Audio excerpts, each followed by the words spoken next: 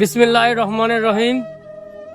আমরা এমন এক জননেত্রীর জানাজায় উপস্থিত হওয়ার জন্য আজকে এই জায়গায় উপস্থিত হয়েছি, যিনি বাংলাদেশের স্বাধীনতার ঘোষক শহীদ প্রেসিডেন্ট জিয়াউর রহমান সহধর্মী এবং তিনি 1990 সালের গণঅভ্যুত্থানের প্রথম সারির সহযোদ্ধা এবং 24-এর গণঅভ্যুত্থানের তিনি একজন সহযোদ্ধা এবং তিনবারের সাবেক প্রধানমন্ত্রী জননেত্রী বেগম খালেদা জিয়া, যিনি মানুষের মনে আছেন, যিনি সবসময় বাংলাদেশের সাথে ছিলেন, যিনি বাংলাদেশকে বুকে ধারণ করেন, যিনি বাংলাদেশের সাথে ছিলেন, বাংলাদেশের হাসপাতালে যিনি চিকিৎসা নিয়েছেন, যিনি বাংলাদেশের বাইরে যাননি।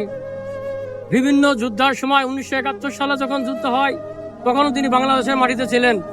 24-এর গণঅভ্যুত্থানেও তিনি বাংলাদেশের মাটিতে ছিলেন। 1990 সালের গণঅভ্যুত্থানেও তিনি বাংলাদেশের মাটিতে থেকে বাংলাদেশের জনগণের সাথে থেকে এদেশে যুদ্ধ করেছেন। অতএব এই ধরনের জননেত্রীর জন্য আজকে হাজার হাজার মানুষের ঢল। সবসময়ের জন্য একটা কথা মানুষ বলে, এমন জীবন করিবে গঠন, তুমি মরিলে হাসিবে, তুমি কাঁদিবে ভুবন। ঠিক সেমনই একটি জননেত্রী বেগম খালেদা জিয়া, যিনি মানুষের মনে আছেন।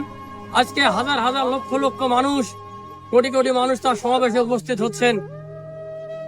15 কিলোমিটার 20 কিলোমিটার হেঁটে তার জানাজায় উপস্থিত হওয়ার জন্য আসছেন।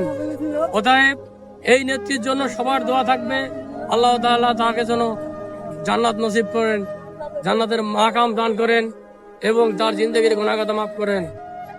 এই নেত্রীকে দেখে সবাইকে শিক্ষা নেওয়া উচিত। আর চিকিৎসা খাতে সব জায়গায় উন্নতি আনা উচিত, যে জানো কোনো লোককে অসুস্থ হয়ে বিদেশের মাটিতে না যাওয়া লাগে, দেশের মাটিতে সুচিকিৎসা পেতে পারে। আসসালামু আলাইকুম ওয়া রাহমাতুল্লাহ।